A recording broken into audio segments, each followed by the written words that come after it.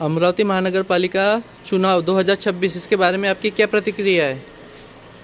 काय एक तर 8 ते 9 वर्षानंतर की नाही इलेक्शन लागलेले आहे. आतापर्यंत प्रशासनाचं राज होतं.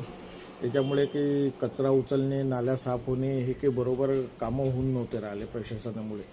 आता नगरसेवकाची तर खूप आवश्यकता आहे म्हणा, पण आता नगरसेवकांनाही कसं की त्यांनी सगळे वार्डाकडे लक्ष द्यायला पाहिजे, माझा असा विचार आहे. आणि मनाचं म्हणजे की आता हे जसं कचरा झाला, कचऱ्याचा खूप म्हणजे खूप मोठा इश्यू आहे वार्डातला.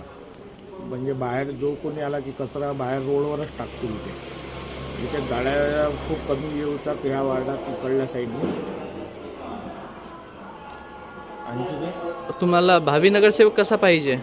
भावी नगरसेवक म्हणजे ॲक्च्युली लोकांना जसं भावी नगरसेवकाबद्दल बोलायचं झालं तर जसं आता कंट्रोलचे कार्ड झाले, जसं मृत्यू दाखला झाला किंवा जन्मदाखला राहिला, त्या बऱ्याचशा कामाला कसं अडचणी येतात.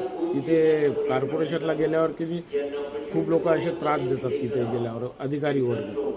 तर हे अगर जर यांनी केलं तर थोडं बरं होईल. म्हणजे कोणत्याही कामाला ॲप्टिट्यूड हे ते लागतात ना, बऱ्याच म्हणजे अडचणी येतात तिथे. साधारण माणसाला ते जमतच नाही बिलकुल तिथे जाणं. या निवडणुकीत 2026 मध्ये तुम्ही नवीन चेहरे पाहू इच्छिता की जुनेच चेहरे?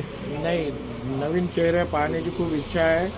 जुने चेहरे काय तेच ते इलेक्शन, त्यांना माहीत आहे कशा टाईपने इलेक्शन आपण निवडून येऊ शकतो.